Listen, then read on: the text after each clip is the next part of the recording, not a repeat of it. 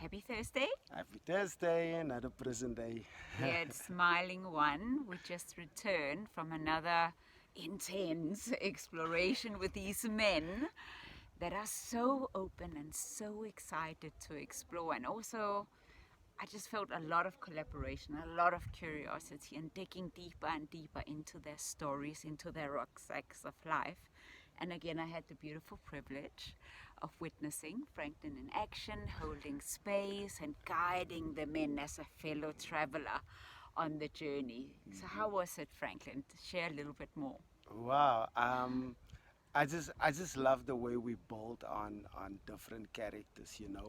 We have these behaviors that are or were really responsible for us, like hitting it off the rails, doing some bad stuff in our community, doing some bad stuff to the people that we loved, our family, and these things, it's still stuck within us, especially how we got to that bad behavior, how we got to reacting that type of way, how we got involved in gangsterism, how we got involved in crime, how we get involved into anything that really paved the way for us to prison. And sometimes these things are so rooted deep down inside of us that we have these type of experiences that really gave birth to these type of behaviors.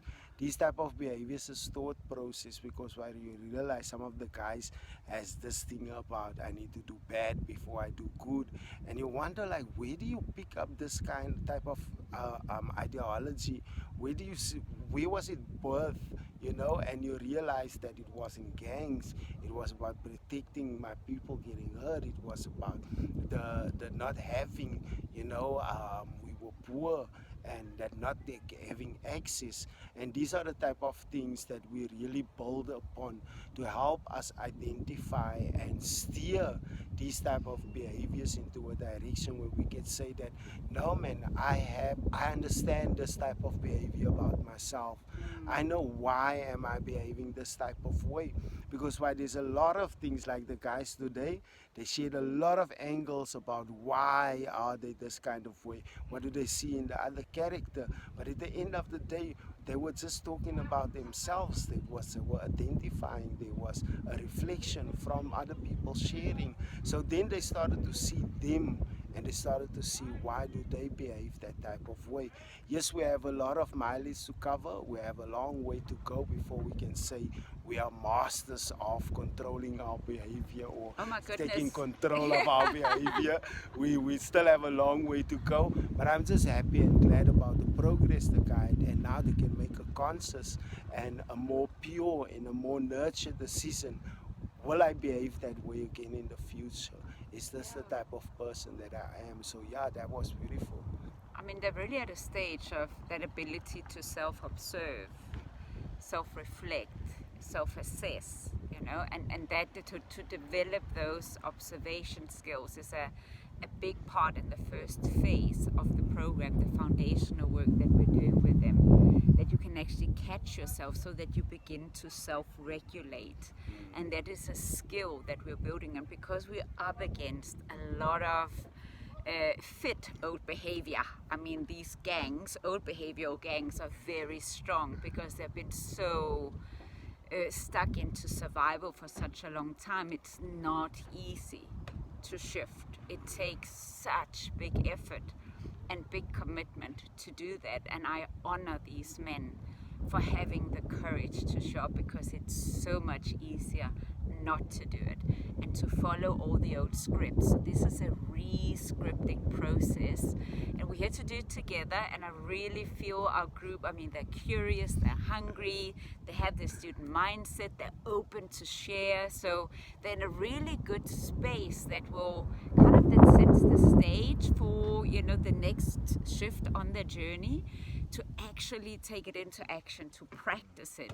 And that's also why we have long-term processes. Many think, but why do you work in maximum? They're gonna take a long time before they come out. But I mean, we at Smiling One, we think long-term strategy. We are educating change agents. So just imagine for a moment here with us that, when we work with them for 3, 4, 5 years and they move to a medium center, they're gonna infect these environments positively. Just like Franklin, who I met inside a maximum prison. You were inside for 3 years before you came out, and really was part of, you know, like building our team inside prison. And also they become incredible community builders when they come out. Another thing, and I see that a lot in the groups that we have in Brandfleet, who've been with us a little bit longer. And there I see how these men are really conscious about the role in the family, and where some, you know, have huge challenges with their kids falling off the rails. There's the risk of the kids going to prisons, and even from inside prison they start to have different conversations with their families, with their children. So they're already causing ripples. So regardless of maximum or not, it's a really important investment. It's a long-term investment because it takes time. You do need to invest in creating a safer and more healthy environment here in our country. So thank you for continuing to follow us, to tune in, and we look forward to see you next week. Hopefully we'll be back at Brandfleet. We should have been at Brandfleet today, but there was a big fire. Actually, when we tuned into you last week Thursday, we were stuck on the mountain. There was a fire on our way back from Helderstroom, but actually also the environment around